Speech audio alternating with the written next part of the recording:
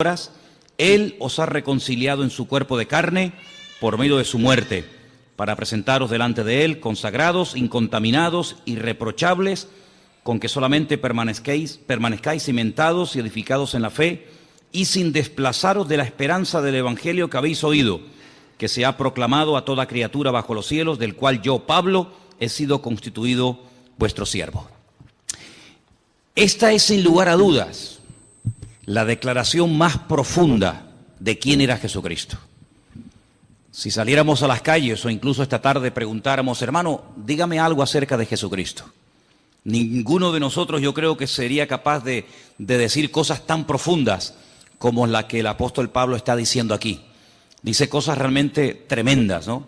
Y además, yo ahora les voy a repartir a ustedes, creo que no hay para todos, pero bueno, pueden compartir unos apuntes que los he sacado de un comentarista llamado Barclay, que es uno de los mejores comentaristas de la Biblia, ¿no? Sobre todo del Nuevo Testamento. Y vais a ver el por qué Pablo insiste mucho en enfatizar, en aclarar, en explicar quién era realmente Jesucristo.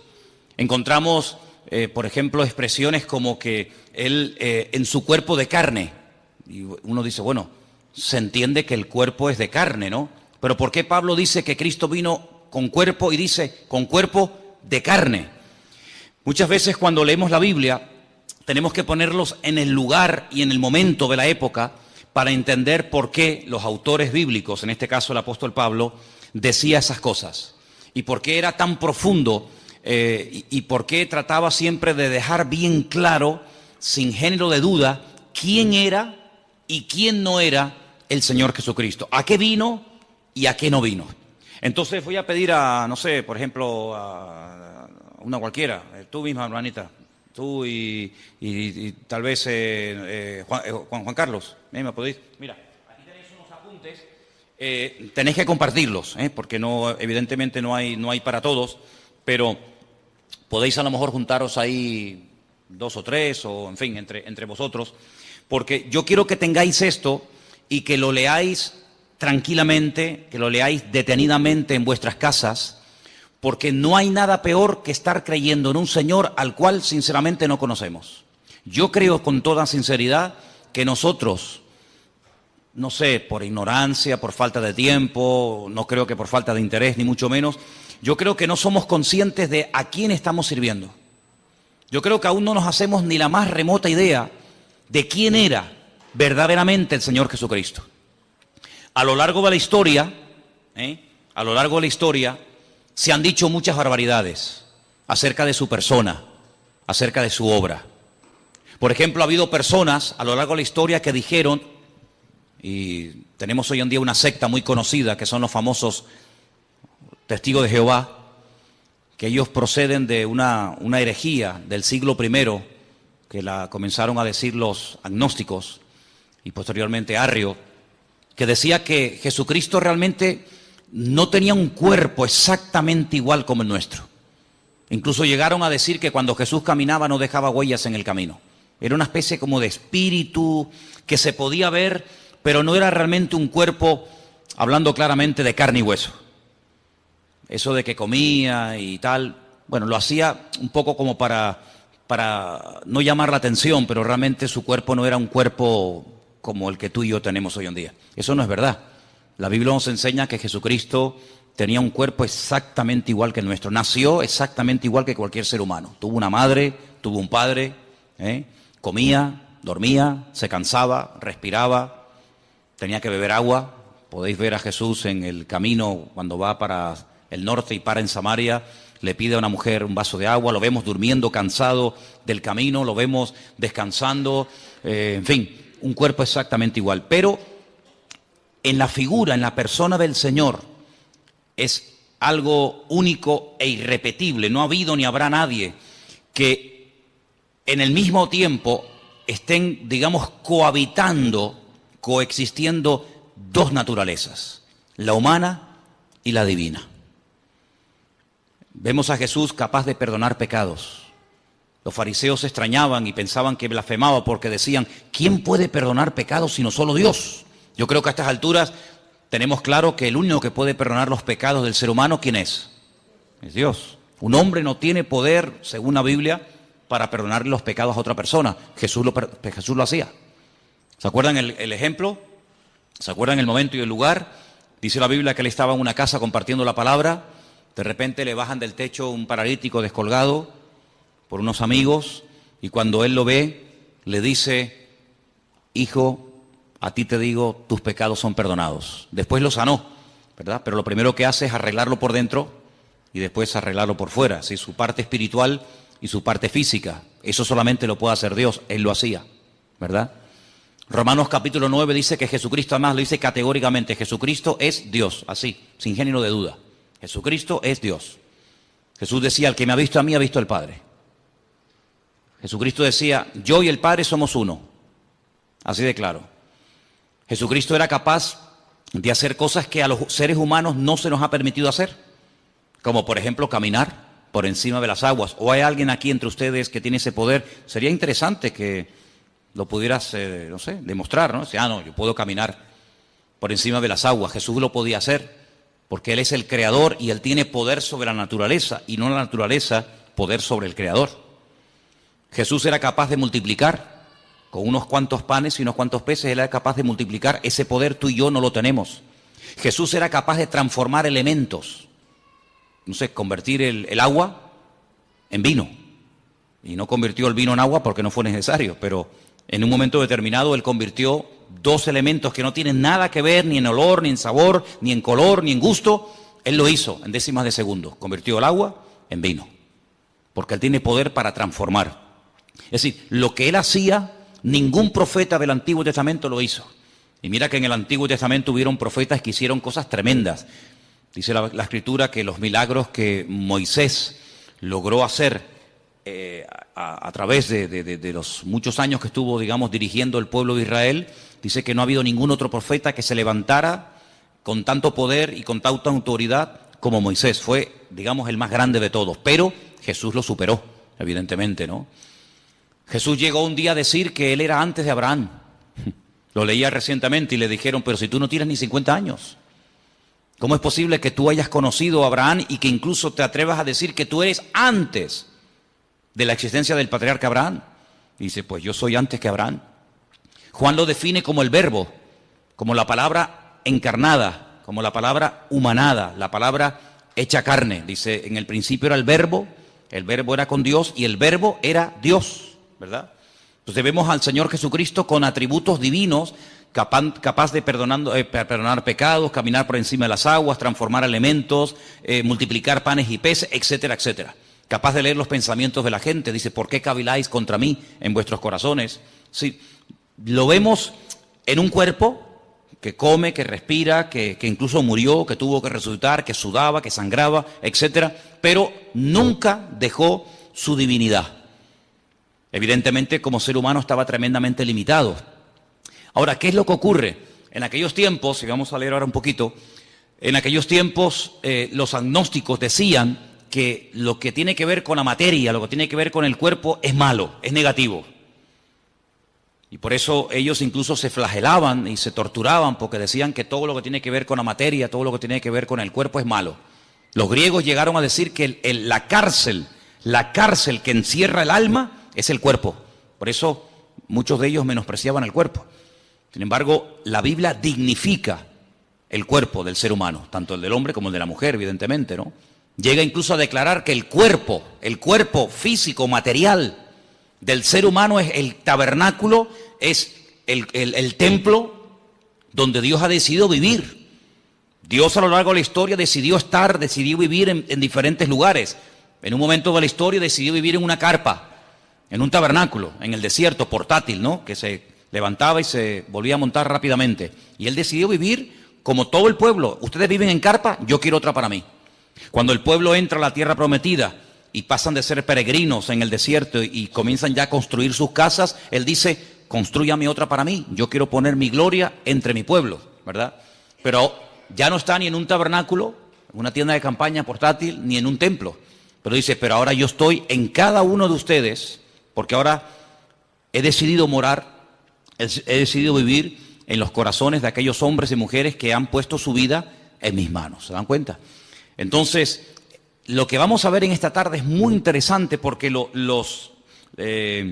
las expresiones que emplea aquí el apóstol Pablo son tremendas. Ahora comentábamos Elena y yo en casa ayer o hoy a la mañana, la Biblia es un libro tremendamente profundo, sin lugar a dudas, pero yo creo que no hay términos en nuestro idioma, por lo menos, lo suficientemente profundos como para aclarar quién verdaderamente era el Señor Jesucristo. Porque nuestro idioma es un idioma muy limitado, por eso quiero explicar lo de las versiones. A veces ustedes habrán notado, el domingo pasó, no sé si se dieron cuenta, el domingo pasó que la lectura que se leyó en la iglesia, lo que se ponía en la pantalla, a veces no coincidía exactamente las mismas palabras con la persona que estaba leyendo. ¿Por qué? Porque en español, como en muchos idiomas, hay muchas formas de decir una cosa. Entonces depende del autor, depende del traductor, podemos decir de una forma o podemos decir de otra forma. Estamos diciendo lo mismo, pero no habla igual un venezolano con colombiano, no habla igual un canario con catalán, no habla igual un boliviano que un argentino. O sea, hay diferentes expresiones, todos hablan el mismo idioma, pero cada pueblo, cada cultura, cada lugar, cada momento de la historia, pues tiene expresiones que van cambiando. El idioma no es algo muerto, el idioma es algo vivo, va cambiando de generación en generación. Cada cierto tiempo, pues la Real Academia Española tiene que introducir palabras y tiene que introducir términos que hoy en día son normales, pero que en la época de nuestros padres o de nuestros abuelos esas palabras ni existían. Es que ni existían, ni se sabía lo que era eso. Sin embargo, hoy en día hay que dar una definición, hay que dar una aclaración a palabras que se usan todos los días, pero que en aquellos tiempos, repito, ni existían. Entonces a veces hay que, entre comillas, inventar. Incluso a veces nosotros en nuestro idioma hemos adoptado palabras de otro idioma. En la informática ni te cuento. La informática está llena de términos que son ingleses, son términos que no son españoles, pero que de alguna manera ya forman parte de no sé, software. Tantas palabras, no vamos a estar ahora perdiendo el tiempo en eso, pero tantas palabras que todo el mundo o mucha gente sabe lo que significan, pero que sin embargo hasta hace pocos años la gente no entendía. Entonces por eso no es lo mismo coger una Biblia del siglo XIX que leer una Biblia del siglo XXI.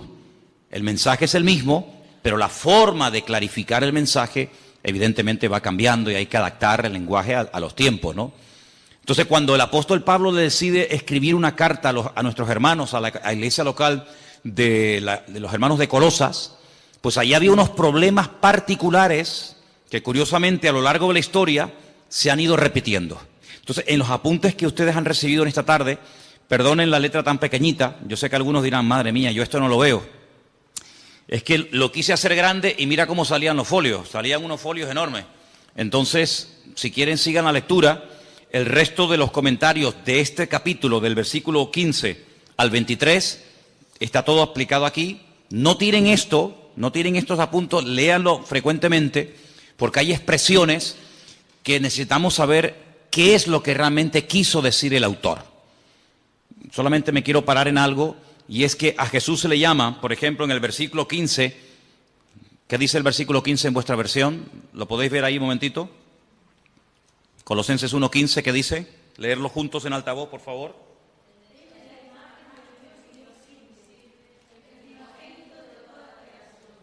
La semana pasada definimos un poco el tema de lo que era imagen, ¿se acuerdan? Hablamos de la imagen, la semejanza.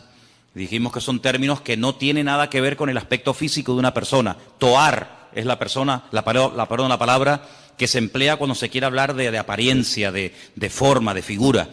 Pero cuando la Biblia habla de que hemos sido creados a imagen y semejanza de Dios, no significa que físicamente el hombre se parece a Dios. Nada que ver, en absoluto. Se refiere a sus atributos, se refiere en cuanto a sus características. Es un ser inteligente, capaz de razonar, de pensar, de tomar decisiones.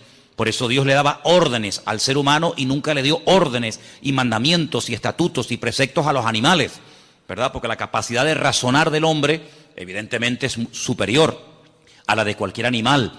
El animal no razona, no piensa, no medita, no es capaz de hacer un poema, de hacer un argumento filosófico. El ser humano puede jugar con las palabras, puede, en fin, tiene una capacidad superior, evidentemente, ¿no? A todo eso se refiere la Biblia cuando habla de imagen y semejanza. Cuando la Biblia dice que Jesús era la imagen de Dios, no significa que tú veías a Cristo y veías la cara de Dios, ¿eh?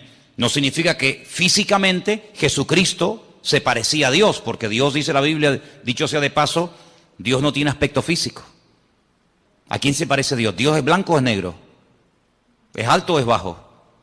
Es que no tiene nada que ver. Esos argumentos, esos adjetivos, no tienen nada que ver con Dios. Dios no es ni alto ni bajo, no está ni de pie ni sentado, no está ni aquí ni allá, no entra y sale, no está un día alegre y otro día triste. Dios es un Dios inmutable, es un Dios que es totalmente, desde mi punto de vista, totalmente imposible por muchos argumentos, por muchas explicaciones, por muchos adjetivos que utilicemos. Sinceramente, todos se quedan cortos, todos se quedan cortos.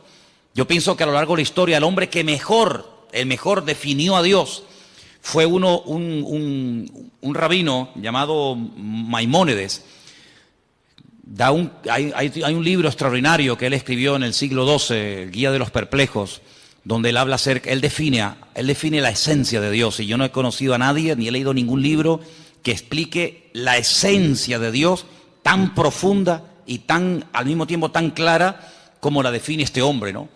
Él, por ejemplo, dice que Dios no tiene peso ni medida, Dios no tiene forma ni figura, Dios no es un Dios que se puede comparar con atributos humanos, pero claro, algunos dirán, pero la Biblia habla de los ojos de Dios, la Biblia habla de la mano de Dios, la Biblia habla de la espalda de Dios, dice que Moisés le vio la espalda a Dios, la Biblia habla de la boca de Dios.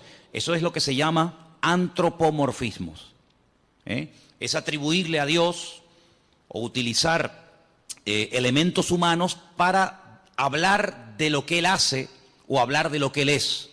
Dice, los ojos del Señor recorren toda la tierra. ¿Te imaginas dos ojos así? Por las calles, por las plazas, por las montañas, dos ojos. Hombre, eso no se puede traducir literalmente, porque los ojos del Señor que recorren toda la tierra, ¿qué es lo que quiso decir el autor? Que Él lo sabe todo, que Él lo conoce todo. No es que sus ojos literalmente van por la calle así buscando, ¿verdad? Porque si fuera así, literalmente, quiere decir que si los ojos de Dios están en aquella dirección, ya no están en esta. Si está mirando hacia la derecha, ya perdió la visión de la mano izquierda. Por lo tanto, no es algo literal, ¿verdad? Así que eso es lo que la Biblia, ya digo, se llama antropomorfismo. Es utilizar un lenguaje humano para definir o para explicar más o menos un concepto de tipo espiritual. Eso es al mismo tiempo lo que es una parábola. La Biblia está llena de parábolas. Ustedes pueden leer los evangelios. Dice, la parábola del sembrador, la parábola del hijo pródigo, la parábola de la oveja perdida, ¿verdad? Está llena de parábolas. ¿Y qué es una parábola? Es un ejemplo.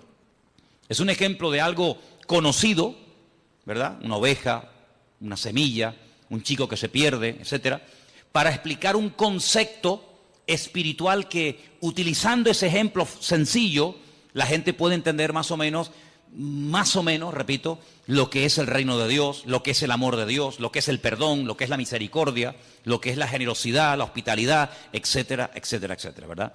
Entonces vamos a leer algunas frases de aquí, de la primera página, ahí en la primera página donde pone los pensadores equivocados. ¿Lo veis? Disculpen que todos no tengan los apuntes, pero después si queréis podemos hacer fotocopias, porque es muy bueno que todos tengan estos apuntes y los leas y los repases, porque tenemos que profundizar y crecer en nuestro conocimiento de Dios. Dice así, uno de los hechos de la mentalidad humana es que uno no piensa más de lo que se ve obligado a pensar. Hasta que uno se encuentra con que otros se oponen a su fe y la atacan, no se pone a pensar en sus implicaciones. A veces nosotros no nos rompemos la cabeza con preguntas que el mundo se hace, ¿verdad? Ni pensamos en eso. Pero, ¿verdad que cuando te hacen una pregunta que en ese momento no sabes qué decir, dices, ay, pues tengo que estudiar, tengo que preguntar, porque a mí nunca se me había pasado por la cabeza que alguien me hiciera esa pregunta? Claro, generalmente, salvo excepciones, la gente suele preguntar más o menos lo mismo. Pero cuando te pasa a ti, que te preguntan por primera vez, y si Dios es tan bueno, ¿por qué se mueren los niños de hambre? Yo, ¿qué le digo? ¿Qué le digo? ¿Verdad? O si Dios es tan bueno, ¿por qué permite tal y tal otra cosa?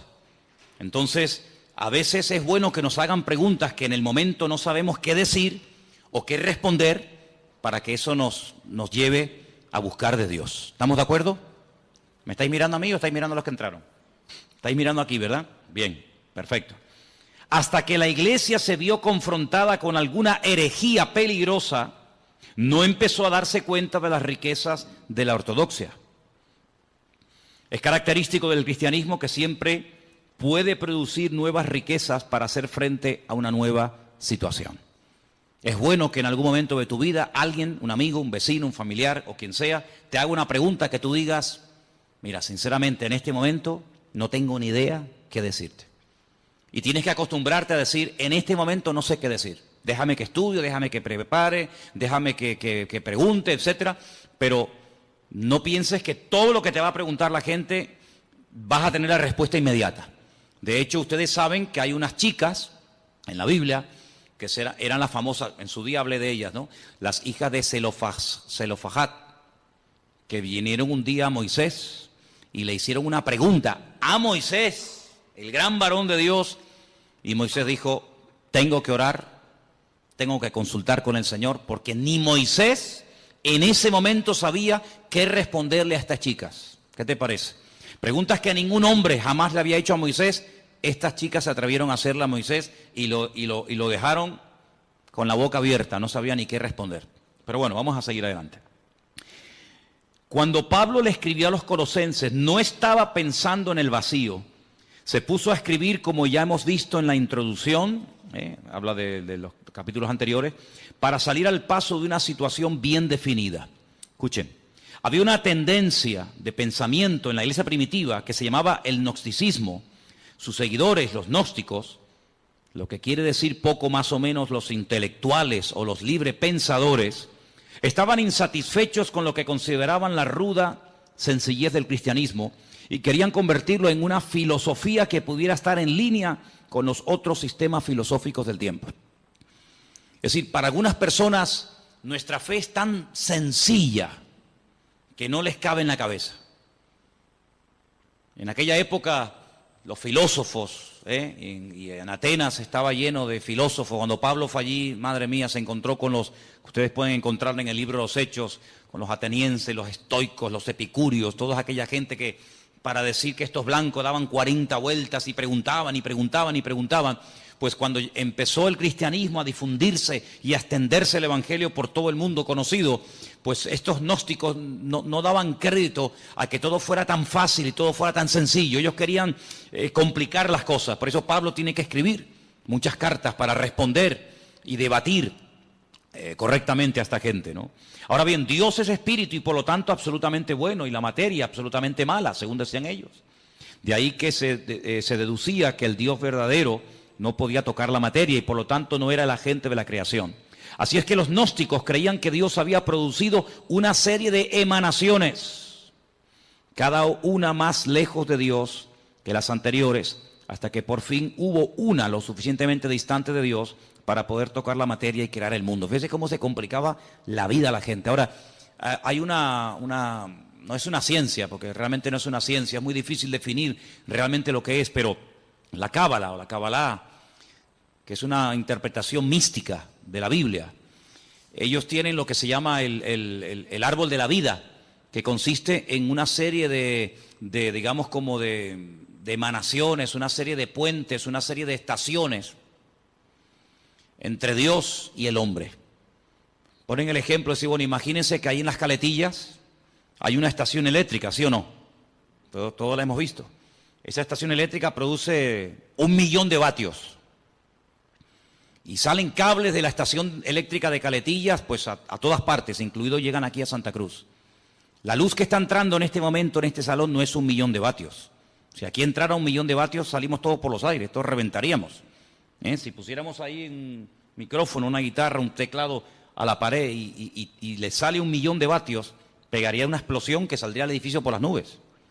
Entonces, ¿qué es lo que hacen? Por el camino van poniendo transformadores y van bajando de 1.000.000 a 100.000, de 100.000 a 50.000, de 50.000 a 20.000, de 20.000, y así van bajando, y van como bajando la potencia para que cuando llegue al hogar de cada uno de nosotros, todos nuestros aparatos funcionan a 220.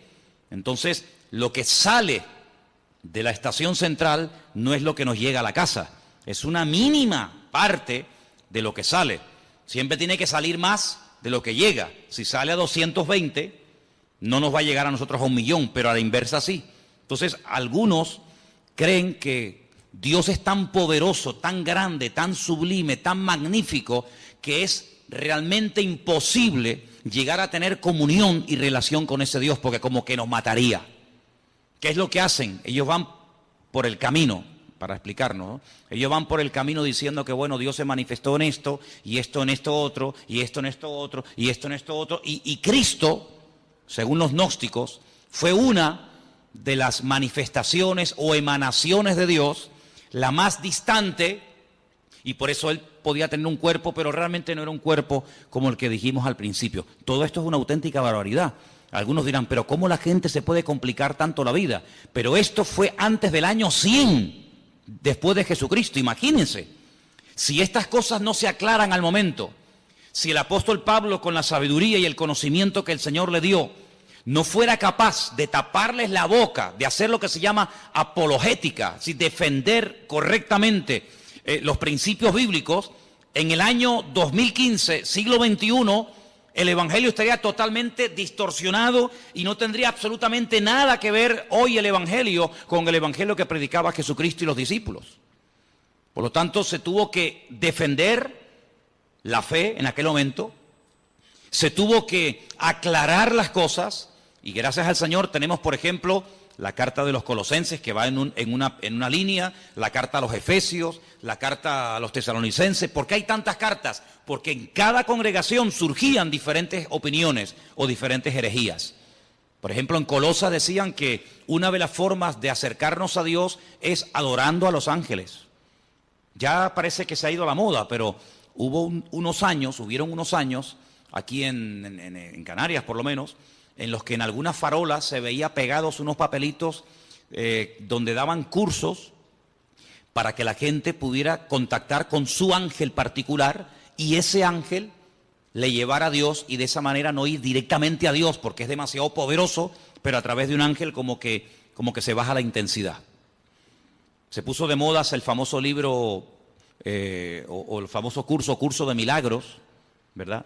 Donde la gente podía, entre comillas, producir con una serie de técnicas y con una serie de historias sus propios milagros, autosanarse, autoliberarse, y ahí surgieron buenos pensamientos, la famosa nueva era, donde ellos dicen que el hombre es como un ser que tiene dormido, tiene como atrofiado una serie de valores, una serie de capacidades que el pecado ha apagado, pero que con una serie de clases y de principios y de no sé qué y no sé cuánto, ya no hace falta ni ir al médico ni que nadie ore por ti, sino que tú te puedes autosanar, porque tú eres una especie como de Dios en miniatura, una especie de ser tremendamente poderoso pero atrofiado, apagado, dormido, porque el pecado te ha, digamos, dormido esas capacidades espirituales, y bueno, y la gente se complica la vida de una manera con tal de no ir a Dios, con tal de no buscar al Señor, son capaces de buscarlo donde sea. Y por eso el apóstol Pablo fue un hombre muy usado, no solamente para extender el evangelio que nos ha llegado a nosotros exactamente igual, sino también para decirle a aquella gente las barbaridades que decían y para que hoy en día tengamos respuestas ante estas barbaridades. Entonces vamos a seguir leyendo un poquito y después nos vamos a meter en el pasaje. Los gnósticos llegaban todavía más lejos. Estamos en la primera página de los apuntes que les di. Conforme las emanaciones se fueron distanciando de Dios, se volvieron cada vez más ignorantes de Él. Y en las emanaciones más distantes se daba no solamente la ignorancia de Dios, sino la hostilidad hacia Él. Los gnósticos llegaban a la conclusión de que la emanación que creó el mundo desconocía y era hostil al verdadero Dios. Y algunas veces hasta identificaban esa emanación con el Dios del Antiguo Testamento. Eso tenía ciertas consecuencias. Ahora, si ustedes se dan cuenta, cuando el hombre no tiene una relación directa con Dios, cuando el hombre busca en fuentes equivocadas, es como lo que decía el profeta Jeremías: ustedes están buscando en cisternas rotas que no retienen el agua, y por eso cuando llegan a una cisterna rota la encuentran vacía. Hay una búsqueda sincera, pero el camino es un camino equivocado. No todos los caminos llevan a Dios. Eso tienes que tenerlo clarísimo en tu vida. No es que, bueno, da igual, iglesia evangélica, católica, musulmana, budista, nueva era, da igual, total, todos los caminos llevan a Dios. Es que eso no es lo que dice la Biblia. Mira, a lo largo de la historia, siempre el deseo del Creador, el deseo de nuestro Dios fue tener comunión con el hombre. Dios hizo todo lo habido y por haber, todo lo impensable, para que el hombre se acercara a Dios. El hombre como que hacía todo lo contrario para alejarse del Señor. Te voy a poner un ejemplo. Mira, en el Antiguo Testamento hay un varón de Dios, un hombre que se llamó Jacob. Conocemos también su nombre como Israel. La Biblia dice que él una noche se echó a dormir. Estaba durmiendo al aire libre. De repente él tiene un sueño donde ve una escalera. Una escalera que tiene la parte de abajo en la tierra y la otra punta, al otro extremo de la escalera, está en el cielo. Él dice que ve ángeles que suben y que bajan. No dice que bajan y suben, sino ángeles que suben y bajan. Él entiende en ese sueño, que es muy profundo, para decirlo así en breves palabras, él entiende que el cielo se quiere acercar al hombre. Él entiende que el Creador quiere volver a tener comunión con el hombre. El hombre la cortó, el hombre se desconectó de Dios. El hombre se independizó de Dios, para que me entiendan. Porque cuando Dios creó al hombre, lo creó con la capacidad de rebelarse, de separarse de su Creador. ¿Por qué Dios lo hizo así? Solo Dios lo sabe.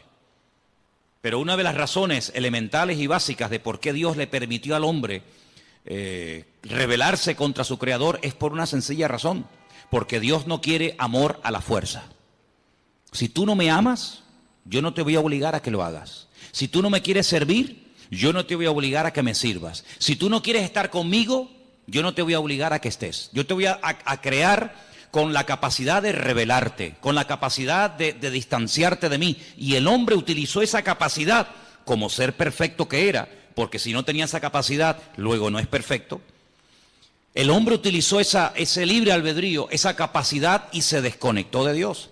Claro, las consecuencias fueron terribles. Dios le dijo: bueno, pues si en este lugar que yo lo he creado para ti, y no tienes que hacer absolutamente nada para subsistir, sino que yo te lo he dado prácticamente todo hecho. Fijaros que el hombre ni tenía, hermanos, que matar animales para poder comer. El hombre no fue creado para matar, por eso el hombre tiene que utilizar armas. Los animales, cada uno tiene sus armas de defensas, ¿verdad? Unos tienen cuernos, otros tienen garras, otros tienen veneno. El ser humano no tiene nada, porque el ser humano no fue diseñado para matar. Por eso el hombre tiene que usar una pistola, un palo, una piedra, una escopeta, un rifle, porque el hombre no tiene la capacidad por sí misma de matar a otro ser humano, porque no tiene ninguna arma poderosa. Ahora, fijaros qué interesante, cuando el hombre se desconecta de Dios, Dios lo tiene que echar de aquel lugar perfecto y de armonía que todos conocemos como el Gan Edén, el jardín del Edén. Y cuando sale de ese lugar, él se percata, él se da cuenta de todo lo que ha perdido. Ahora el hombre tiene frío, ahora el hombre tiene calor, ahora el hombre suda. Sudar significa perder humedad, con la capacidad de poder deshidratarte. La mujer comienza a sentir dolores. La mujer no fue creada para tener la menstruación todos los meses. En el momento en el que peca, comienza a experimentar el hombre pérdida de humedad y la mujer pérdida de sangre todos los meses. La tierra se le vuelve en su contra. Los animales que antes dominaba, ahora en cierto sentido tiene que cuidarse de ellos porque le pueden quitar la vida. Y así una serie de consecuencias terribles. Pero a pesar de eso, Dios no se desentendió de la raza humana. Dios no dijo: bueno, ustedes no quieren estar conmigo, ahí se quedan. Sino que el hombre sigue, permítame la expresión, detrás del hombre, buscando al hombre. Les habla a través de Noé, pasan de Noé. Les habla a través de Abraham, pasan de Abraham. Les habla a través de José, pasan de José. Les habla a través de la ley de Moisés, pasan de la ley de Moisés. Y así a lo largo de la historia, hasta que personalmente Él se humana Él se encarna y viene, dice, y habitó entre nosotros y vimos su gloria. Bueno, ya después de tantas manifestaciones del amor de Dios y de tantas oportunidades, el hombre habrá entendido que no se puede esconder de Dios. ¿Qué es lo que hacen? Matan a su hijo, creyendo que de esa manera ya Dios va a cesar en esa ansia, en ese anhelo de buscar constante y permanentemente al hombre. Nada más lejos de la realidad. Lo matan y el Padre dice en Romanos capítulo 8 que a través del poder de su Espíritu Santo resucita a su Hijo al tercer día. Luego la muerte no acabó con Cristo, la muerte fue el inicio de una etapa nueva, donde ahora ya no va a estar bajo la ley de un antiguo pacto, sino la ley de un nuevo pacto. Vienen los apóstoles, vienen los discípulos, vienen los padres de la iglesia, a lo largo de la historia, siglos y siglos y siglos y siglos. Dios continuamente buscando al hombre. El hombre inventando todo tipo de excusas, todo tipo de herejías, todo tipo de barbaridades, que si él no murió, que si él se desmayó, que si María Magdalena se equivocó de tumba, que si los discípulos robaron el cuerpo, que si se equivocó de no sé qué, que si no tenía cuerpo, que si no tenía espíritu, una detrás de otra. Pero sin embargo Dios, en el anhelo y en el deseo de buscar al hombre, hoy en día sigue tocando y llamando a la puerta de los corazones. ¿Para qué? Para tener comunión, para tener relación contigo y tú con Él. Y de esa manera poder descubrir el propósito de tu existencia. Y no pasar por esta vida sin saber qué hago, a qué me dedico, a dónde voy. Sino que sepas en todo momento por qué el Señor permitió que tú nacieras y que tú existieras y que tú estuvieras en este planeta un periodo muy corto de tiempo, muy corto, porque la vida es algo tremendamente efímero, algo tremendamente corto, que pasa así y cuando te das cuenta, ¡fum!, se te fueron tus 80, tus 90 años. Pero el objetivo no es vivir en esta tierra por la eternidad, sino prepararnos para retornar al Creador y tener este tiempo como una especie de escuela, de preparación para lo que realmente es la vida verdadera, que es la vida eterna en la presencia del Señor. ¿Te das cuenta? Entonces, el diablo ha intentado por todos los medios, habidos y por haber, cegar. Que la ignorancia sea la tónica habitual del ser humano. Que no lea la Biblia, que no se acerque a Dios, que se acerque a otras cosas, que tenga todo tipo de experiencias y de sensaciones, menos la búsqueda sincera y genuina de buscar a Dios. Pero vemos en la palabra de Dios que el hombre sigue y sigue y sigue y sigue rebelándose contra el Creador, pero todos aquellos que le reconocieron les dio el derecho de tener un título que solamente llegó a tener un pueblo en la tierra, y es la de ser llamados hijos de Dios. ¿Cuántos dicen amén? Así que ya Dios no podía hacer nada más. Ahora vamos a seguir leyendo un poquito más adelante los apuntes que les he dado, porque hay una expresión que se usa que se ha malinterpretado hasta el punto de decir, y te dicen, no, es que la Biblia lo dice, que Jesucristo, escuchen bien porque esto es muy sutil y ustedes tienen que tenerlo muy claro, que como Dios sabía que el hombre iba a pecar, porque Dios lo sabe todo de antemano antes de que ocurra, ¿sí o no? Dios es omnisciente, todo lo sabe, nada le sorprende. Ya Dios había creado en un principio, antes de la creación del universo, a Jesucristo, y lo tenía como preparado, lo tenía como reservado, para que cuando el hombre pecara, como nada podía redimir al hombre del pecado, sino solamente a través de la sangre incontaminada y limpia y pura del Señor, pues ya Él lo tenía preparado desde antes de la fundación del mundo para que muriera por nosotros. ¿No se pueden ustedes imaginar la cantidad de gente que cree eso? Que Jesucristo es el Salvador, que murió por nosotros, que resucitó en una cruz, que Él ascendió a la diestra de Dios Padre, que volverá, que reinará, todo eso, pero con algo muy sutil, y es que dicen que Jesucristo no es Dios, sino que Jesucristo es un ser creado. Eso significa, como una vez un señor vino aquí y lo tuve que expulsar de la iglesia, porque eso es una auténtica herejía, que si Dios creó a un arcángel que luego se rebeló contra el Señor y que conocemos hoy en día con el nombre de Satanás, que en un principio no era Satanás sino Luzbel, ¿verdad? Ese lucero, significa que si Dios lo creó a él y creó también a Jesús, hay un parentesco, porque son hijos del mismo Padre, tanto uno como otro, y ahí no le permití que siguiera adelante, sino dije, no, lo lamento mucho, si usted cree en eso, si usted cree que estos dos son hermanos, esto se acabó. Hasta ahí no le permitimos, y lo tuvimos que decir que se fuera. Pero él estaba totalmente convencido que así como Adán y Eva tuvieron un hijo bueno y un hijo malo, uno llamado Caín y otro llamado Abel, Dios también tuvo un hijo bueno llamado Jesucristo y tuvo un hijo malo llamado Satanás. Fíjate tú las barbaridades a las que llega la gente, ¿no? ¿Y de dónde sacaba eso? Del versículo 15, donde dice que él fue el primogénito de la creación. Amigo. Pero fijaros qué interesante, porque un poquito más abajo, en el versículo 18, vuelve a aparecer la palabra primogénito. Versículo 18 dice, Él es la cabeza del cuerpo, que es la iglesia. Él es el principio, ¿el qué? ¿Primogénito de qué? De entre los muertos. Mira, mi pregunta es, ¿Jesucristo fue realmente la primera persona en la historia que resucitó? ¿Sí o no? ¿Sí? No sé, ustedes sabrán, yo estoy preguntándole a ustedes. ¿La primera persona que resucitó fue Lázaro? ¿Sí? Bueno. No sé, ustedes sabrán. No, porque yo he leído el Antiguo Testamento y he visto que, por ejemplo, Elías resucitó a una persona en el Antiguo Testamento. Entonces hay gente que resucitó antes de Lázaro, y antes de la viuda de Naín, y antes de aquella chica a la cual el Señor le dijo, Talita Cumi, a niña, a ti te digo, levántate y anda. Luego, tanto en el Antiguo como en el Nuevo Testamento, hay personas que resucitaron antes de Jesucristo. ¿Por qué dice que Él es el primogénito de entre los muertos? No es el primogénito de entre los muertos en el sentido de que Él no fue el primero en resucitar.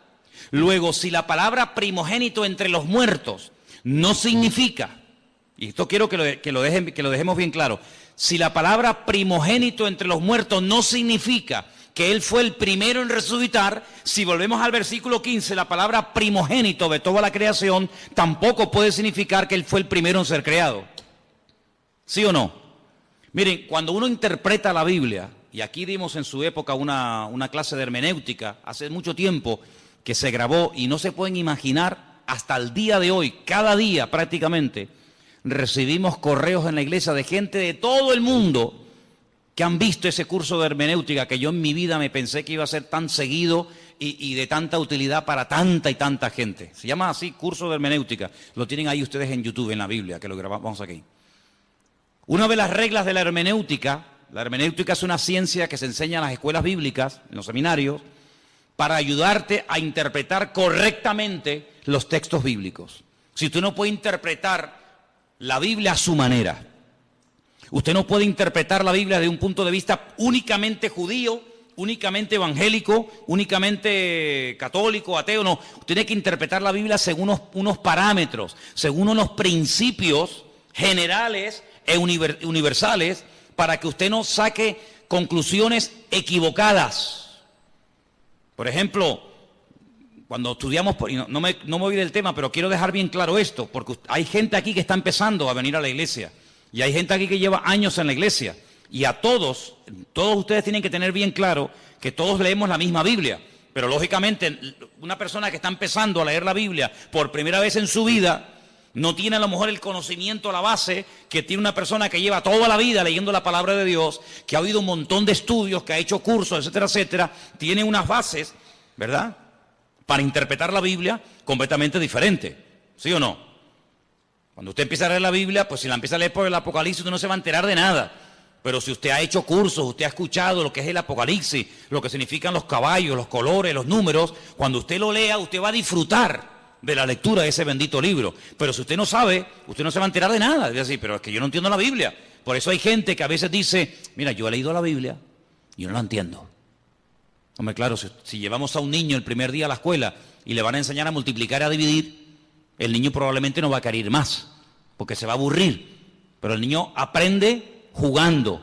El niño aprende disfrutando con los colores, con el trencito, con las canciones, y así va aprendiendo, ¿verdad?, de una forma sencilla y progresiva y gradual. Cuando vamos a la palabra de Dios, nos encontramos que hay expresiones que no se pueden interpretar literalmente. Una de ellas es la que estamos viendo.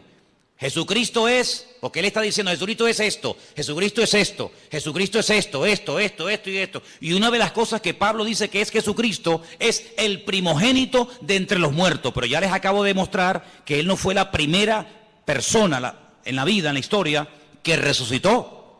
Por lo tanto, no puede significar el primogénito de entre los muertos, no puede traducirse como, Él fue el primero que resucitó. No. Jesucristo no fue el primero en resucitar. Mira, Lázaro, no resucitó Jesucristo a Lázaro. Si Cristo resucitó a Lázaro, ya Cristo no fue el primero en resucitar, sería en todo caso Lázaro. Bien, por la misma regla de tres, si usted empieza a interpretar unos textos y usted se encuentra la misma expresión, pero versículos antes, como por ejemplo en el versículo 15, dice primogénito de la creación. Bueno, pues primogénito de la creación significa que Él fue el primer ser creado. No lo puede traducir así. Vamos a leer según este comentario, según los apuntes que ustedes tienen ahí, qué puede significar esta expresión y después la vamos a clarificar. Estamos casi al final de la página 2, página 766, donde pone lo que Jesucristo es en sí mismo. ¿Lo veis? Aquí abajo. En este pasaje, Pablo dice dos cosas importantes acerca de Jesús. Ambas en respuesta a aquella gente de los gnósticos de aquella época. Los gnósticos habían dicho que Jesús no era más que uno entre muchos intermediarios y que por muy glorioso que fuera, era solo una revelación parcial de Dios. Pablo dice que Jesucristo es la imagen del Dios invisible. Colosenses 1:15. Usa aquí una palabra y una figura que despertaría toda clase de memorias en las mentes de los primeros lectores. La palabra eikon, en griego, e imagen en su traducción correcta. Ahora bien, como señala este autor, una imagen puede ser dos cosas que se confunden entre sí. Puede ser una representación, pero una representación, si es lo bastante perfecta, puede ser también una manifestación.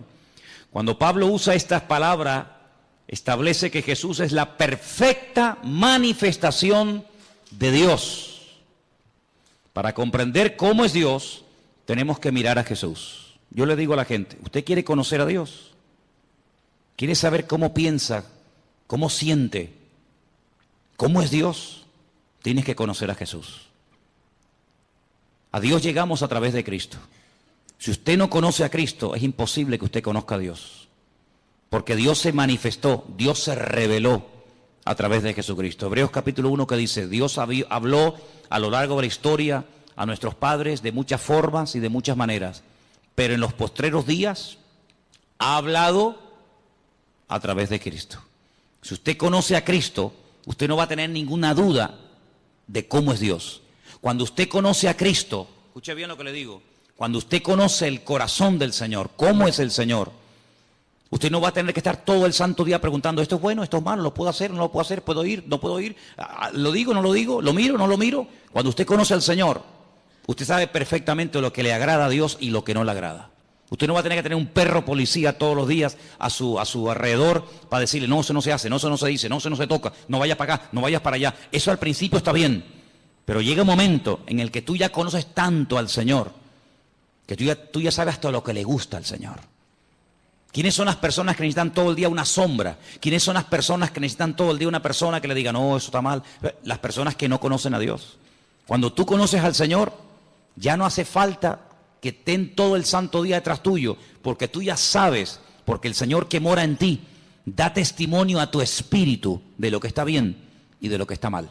Los que están empezando y los que llevamos ya tiempo en las cosas del Señor, podemos decir por experiencia que hay momentos, desde que hemos comenzado a conocer o a interesarnos en conocer al Señor, hay momentos en los que sin nadie decirnos nada, cosas que habíamos hecho durante toda la vida, ahora resulta que las vas a hacer y tú dices, no sé, me siento raro, ya no me gusta.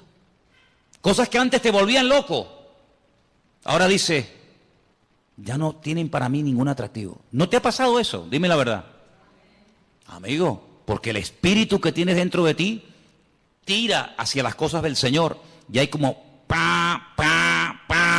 como una alarma que te dice, eso no está bien. Nadie lo sabe, nadie te ha visto, pero el Señor que mora en ti ya comienza a hablarte. Si tú esa voz la cultivas, no la apagas, no la ignoras, sino si tú esa voz, esa sensación, por decirlo así, tú le prestas atención cada día, tú vas a ser más sensible a lo que tienes que ser y nada sensible a lo que no tienes que ser sensible. ¿Cuál es el problema del ser humano en reglas generales? Que a veces somos tremendamente sensibles en cosas que nos tenían que dar lo mismo. Y a lo que deberíamos de ser verdaderamente sensibles, no lo somos. Y yo creo que uno de los peores pecados que podemos cometer los creyentes, los que ya hemos conocido al Señor, es perder la sensibilidad espiritual. Porque cuando uno pierde la sensibilidad espiritual, un término que aparece en la Biblia es que llegamos a cauterizar la conciencia. Si ya pecas y no te sientes mal. Y eso es terrible. Eso es terrible. El temor de Dios, el respeto a Dios, dice la Biblia que es el principio de la sabiduría. Cuando tú comienzas a darte cuenta de que ese pecado, que para ti no era pecado, para ti era normal, porque lo has hecho toda la vida, pero ahora dice, oye, ¿y yo por qué ahora, cuando voy a fumarme un porro, o cuando voy a ver una película pornográfica, o cuando voy a mentir, o cuando voy a robar, o cuando voy a no sé qué, o a no sé cuánto, ¿por qué yo ahora me siento mal y antes no me sentía mal? Porque estás cambiando. Por eso, porque estás cambiando. ¿Y quién es el que te está cambiando? El que vive dentro de ti. Por eso dice, no entristezcas, no apagues al Espíritu Santo que mora en ti. Porque yo te digo por experiencia que se puede apagar la voz del Señor. ¿Qué dice la Escritura? Si hoy el Señor te habla, no cierres tu corazón, porque a lo mejor ya mañana te vuelve a hablar y ya no te enteras. La sensibilidad es algo que no podemos perder. Esa es una de las señales de que una persona se ha apartado del Señor, de que no está bien con Dios, que ha perdido la sensibilidad espiritual. ¿Vale? Sigo leyendo. El Antiguo Testamento, versículo donde pone la A, y la literatura intertestamentaria, si lo que está entre el Antiguo y el Nuevo Testamento, tienen mucho que decir acerca de lo que es la sabiduría. Bueno, vamos a leer un poquito más adelante porque yo lo que quería que ustedes vieran acerca de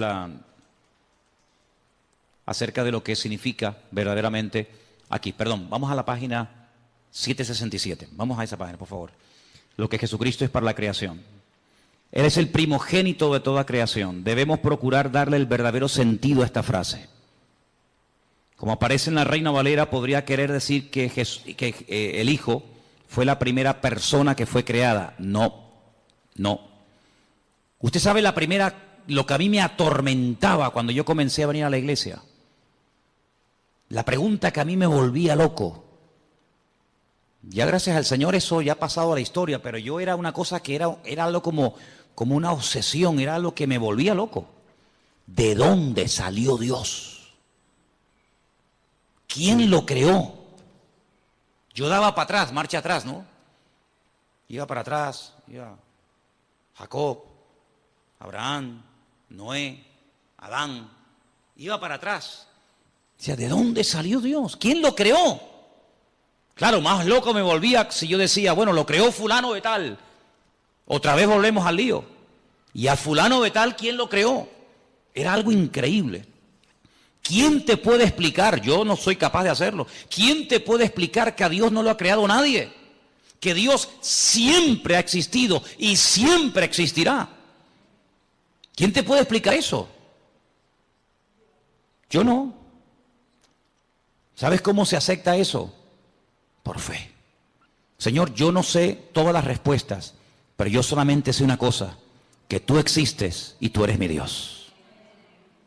¿Quién le puede a usted explicar el concepto que los cristianos llaman Trinidad? Padre, Hijo y Espíritu Santo. ¿Quién le puede a usted explicar eso?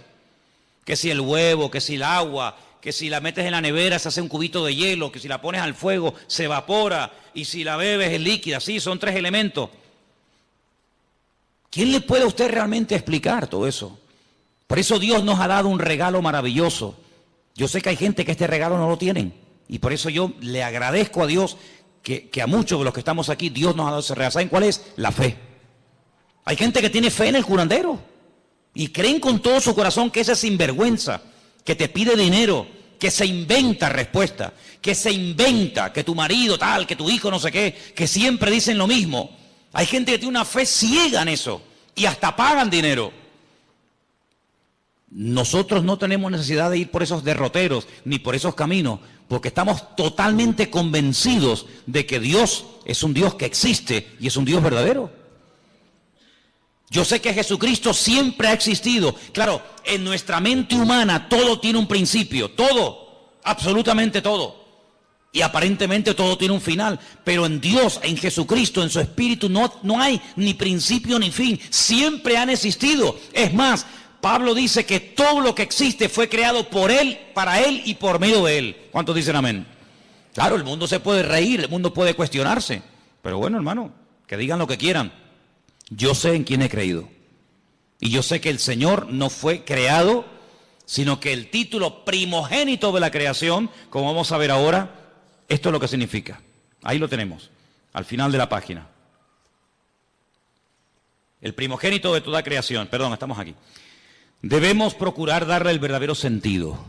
Como aparece en la Reina Valera, podría creer o querer decir que el Hijo fue la primera persona que fue creada, pero en el pensamiento hebreo y griego, la palabra primogénito, que está ahí entre paréntesis, no tiene más que un sentido temporal muy indirecto. Hay que notar 2 cosas. Primogénito es muy corrientemente un título de honor. Israel, por ejemplo, en Éxodo 4:22, como nación se le llama el primogénito, el Hijo de Dios.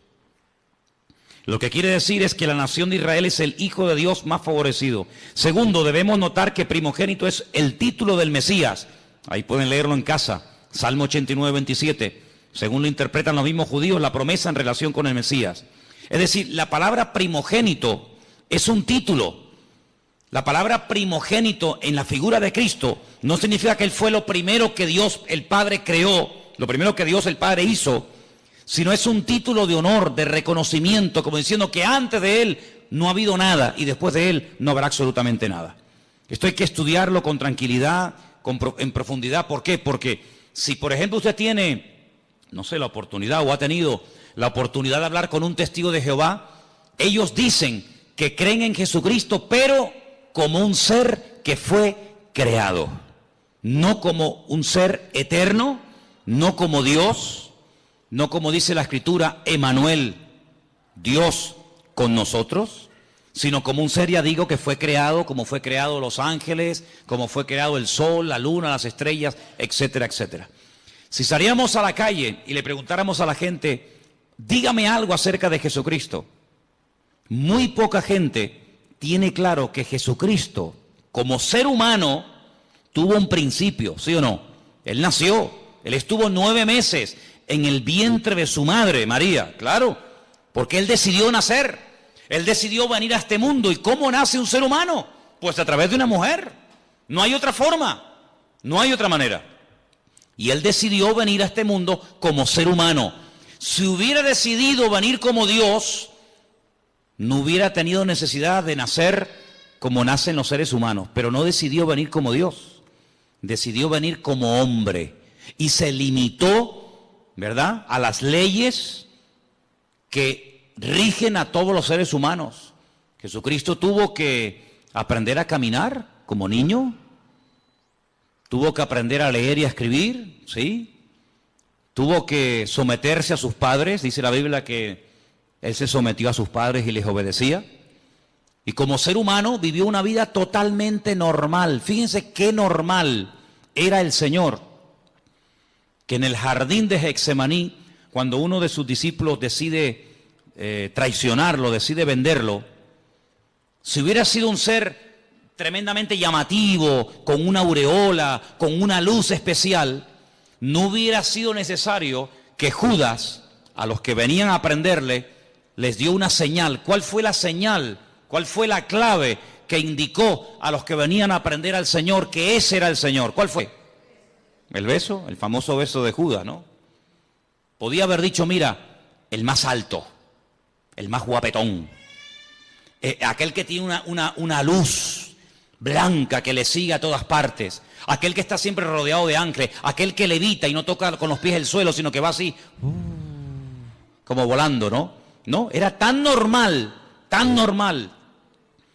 que hasta Judas tuvo que decir, tengo que darle un beso, porque pasa desapercibido delante de todas las personas. Porque el atractivo realmente del Señor no era el aspecto físico, sino era la esencia de lo que Él era y de lo que Él verdaderamente había venido a hacer a este mundo.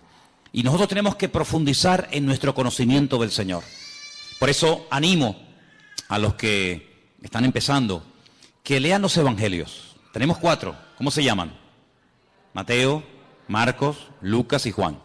Ahí ustedes van a encontrar cómo hablaba, cómo reaccionaba cuando lo criticaban, cómo pensaba, cómo se movía en medio de sus enemigos, cómo trataba a los niños, a las mujeres, cómo trataba a sus discípulos, cómo era intolerante frente al pecado, pero tremendamente misericordioso y compasivo ante gente que había caído, pero que les daba la oportunidad de rehacer su vida. Y ahí en los evangelios encuentras a Cristo como ser humano, pero también como un Dios perfecto, humanado, limitado entre nosotros, pero que nos amó tanto que se dejó matar. Ahora, el concepto tal vez más profundo de lo que Él es, el concepto más maravilloso de todos los que rodean a Dios, podemos decir que Dios es santo, ¿sí? Podemos decir que Dios es justo, podemos decir que Dios es bueno, en fin, podemos decir un montón de cosas, ¿sí o no? Pero el concepto del amor de Dios, ¿tú lo entiendes? Es impresionante, ¿no? Porque generalmente los seres humanos tenemos la tendencia, me imagino que ustedes también, de seleccionar, ¿no? Cuando dice, bueno, hay ¿cuántos? 100. Como que dentro de esos 100 hay un pequeño grupo más cercano a ti y los otros sí están ahí, pero ¿qué te parece? Sin embargo, el Señor no tiene favoritos. Eso ya es una cosa que nos llama la atención. Dios no tiene favoritos. Dios no dice, este sí, este no, este me gusta y este no me gusta. Es un Dios que ama al pecador, ¿sí o no? Ama al pecador, pero no ama, aborrece el pecado que cometen los pecadores. O sea, son dos cosas distintas. Él ama a todo el mundo por igual. Y son cosas que no nos caben en la cabeza. Porque ahora, por ejemplo, se está hablando mucho de este chico que huyó al extranjero, que mató a 2 jóvenes en la península, ¿no?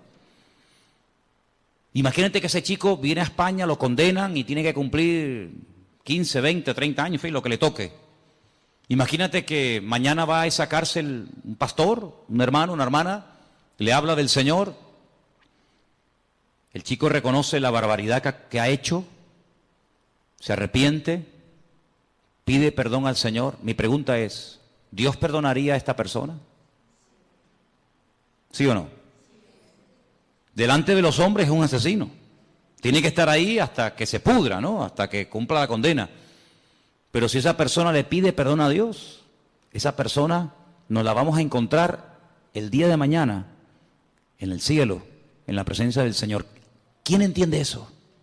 ¿Quién entiende eso? Nadie. Pero así es el corazón de Dios. Es una cosa increíble. El peor asesino, lo peor de la humanidad, si se arrepiente y verdaderamente quiere cambiar, Dios lo perdona, Dios le da otra oportunidad, y aunque delante de los hombres nunca lo van a perdonar y será toda la vida el fulano, el asesino, el criminal o lo que sea, delante de Dios puede llegar a tener el título de hijo o de hija de Dios. De hecho, ha habido casos en la historia de personas, en Estados Unidos, en algunos lugares existe la pena de muerte, personas que estaban condenados a muerte por la justicia de los hombres, pero sin embargo se arrepintieron y le pidieron perdón al Señor, y como le dijo aquel ladrón en la cruz, condenado a muerte por el Imperio Romano, porque se lo merecía. De hecho, él dijo, nosotros padecemos justamente, yo no me quejo, si yo me merezco esto y peor, pero yo te pido que a pesar de lo malo y de lo ruin que he sido, que tú te acuerdes de mí cuando vengas en tu reino. Y el Señor podía haber dicho, pues hijo, lo siento mucho, yo no te puedo perdonar porque tú has sido esto y esto. Sin embargo, ¿qué dijo el Señor? Hoy estarás conmigo en el paraíso, amigo. El concepto del amor de Dios es lo que más me impacta de nuestro Dios. Porque si él es el primogénito de la creación, la imagen de Dios, el camino, la verdad y la vida, todo eso está muy bonito. Pero a mí lo que me cautivó y lo que me transformó la vida fue entender que Dios a mí me había amado de tal manera que fue capaz de mandar a su Hijo para que lo mataran en una cruz, simplemente por amor. ¿Qué te parece? Así que el apóstol Pablo intenta taparle la boca a los gnósticos de la época.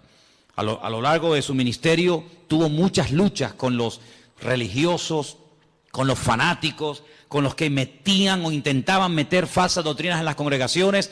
Pero lo que nos tiene que quedar bien claro en esta tarde a todos y a cada uno de los que estamos aquí es que Dios a nosotros nos ama tal y como somos. Aunque nunca cambiáramos, ¿sí o no? Aunque nunca cambiáramos, aunque nos muriéramos así como somos hoy, el Señor en este momento a cada uno de nosotros nos ama y cada vez que le pedimos perdón al Señor de corazón y de verdad, el Señor siempre perdona. Hace unos días estaba en televisión y como una novedad, como una cosa, como que hubieran bajado extraterrestres del planeta X y vinieran a este mundo y dijeran, oye, que han venido unos extraterrestres, como una cosa del otro mundo. Daban la noticia en todos los medios de comunicación de las últimas declaraciones del Papa, que si una mujer que abortó, ¿no dijo más o menos así? Verdaderamente de todo corazón pide perdón a Dios, que hay que perdonarla, y lo contaron. Y yo digo, pero mira, si eso lo sé yo hace 30 y pico de años cuando me convertí a Cristo.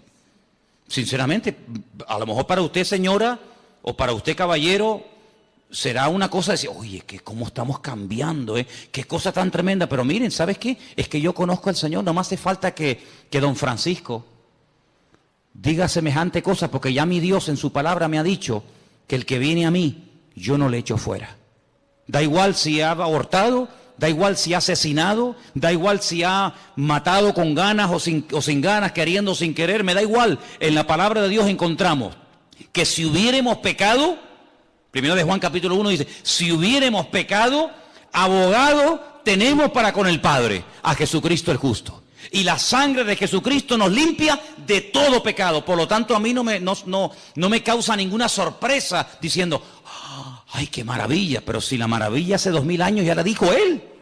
Ya hace 2000 años el Señor Jesucristo murió en la cruz para demostrarle a toda la raza humana que no importa lo lejos que nos hayamos separado de los caminos del Señor, no importa, mira, lo bajo que hayamos caído, las barbaridades que hayamos hecho, si le pedimos perdón al Señor, Dios siempre perdona y otra cosa más, y olvida.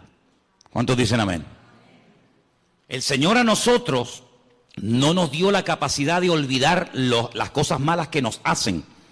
Una cosa es que no nos domine, una cosa es que no me quite el sueño, una cosa es que no esté ahí continuamente amargándome la existencia, y otra cosa es que yo olvide. Si usted me pega ahora a mí una patada y usted me pide perdón y yo te perdono, oye, yo te perdono, pero yo no puedo olvidar que tú me pegaste una patada, y además si se me quedó un moretón y si me tuvieron que escayolar, pues menos todavía. Pero hay una característica tremenda, que un Dios todopoderoso diga y declare categóricamente, y Él no miente, que cuando Él perdona, Él olvida al mismo tiempo.